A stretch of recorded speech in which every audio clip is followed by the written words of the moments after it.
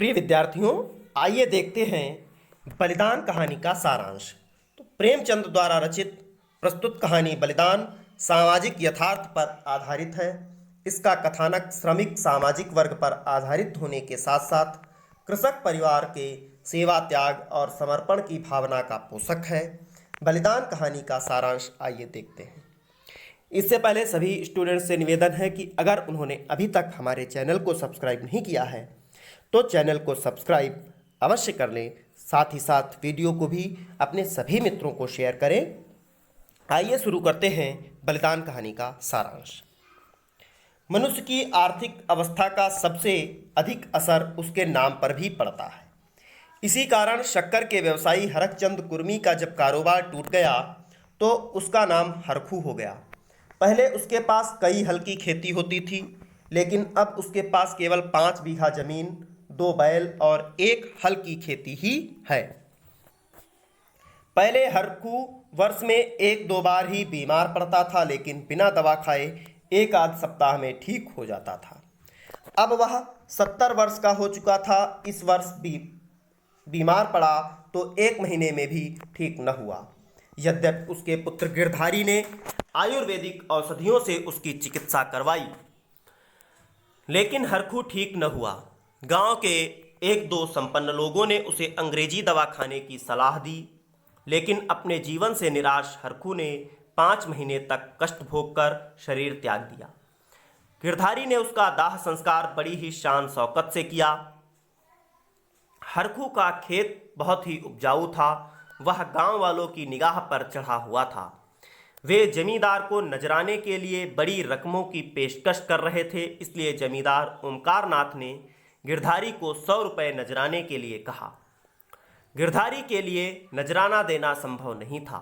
वह बहुत रोया गिड़गिड़ाया, लेकिन जमींदार ने उसकी एक न सुनी। गिरधारी और उसकी पत्नी सुभागी दोनों ही चिंतित थे, लेकिन उन्हें कोई उपाय नहीं सूझता था। जिस खेत के बिना वह अपने जीवन की कल्पना भी नहीं कर सकता था, वही खेत उसके हाथों से निकले जा रहे थे। वह खेत की मेड़ पर बैठकर घंटों रोता रहता था। अंततः ओमकार नाथ ने कालिका दीन से नजराना लेकर खेत उसको दे दिया। गिरधारी के घर उस दिन चूल्हा नहीं जला। सुभागी कालिका दीन की स्त्री से आए दिन बहाना ढूंढकर लड़ लेती थी, लेकिन गिरधारी किसी से कुछ नहीं कहता था। 3-4 महीने बीत गए और बरसात का मौसम आ गया। गांव के लोग अपने खेतों को जोतने बोने की बात करते तो गिरधारी की आंखों से आंसुओं की झड़ी लग जाती थी। तुलसी बनिया के गिरधारी पर कुछ रुपए बाकी थे। उसने गिरधारी को रुपयों के लिए धमकी दी तो गांव के ही व्यवहार कुशल मंगल सिंह ने उसके बैलों की जोड़ी औने पौने दाम लगाकर 60 रुपए में खरीद ली। जब बैलों को मंगल सिंह ले जा रहा था तो गिरधारी उनके कंधों पर सिर रखकर खूब रोया। सुभागी भी खूब रोई। उस रात गिरधारी ने कुछ नहीं खाया और रात को ही कहीं चला गया। गांव के लोगों ने खूब खोजबीन की, लेकिन उसका पता न चला। अगले दिन सुभागी को गिरधारी बैलों की नाद के पास दिखाई पड़ा। जब वह उसकी ओर चली तो वह पीछे हटता हुआ अचानक गायब हो गया। दूसरे दिन जब कालिका दीन हल लेकर खेत पर पहुंचा तो उसे गिरधारी खेत की मेड़ पर खड़ा दिखाई पड़ा। जब वह गिरधारी की ओर चला तो गिरधारी पीछे हटता हुआ पास के कुएं में कूद पड़ा।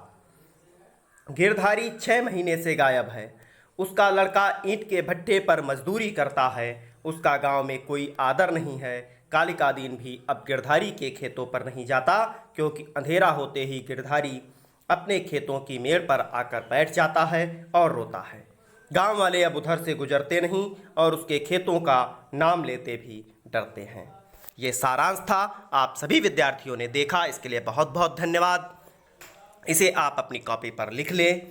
साथ ही साथ अगर अभी तक चैनल को सब्सक्राइब नहीं किया है तो चैनल को सब्सक्राइब कर लें और अपने सभी मित्रों को शेयर करें। धन्यवाद। जय हिंद।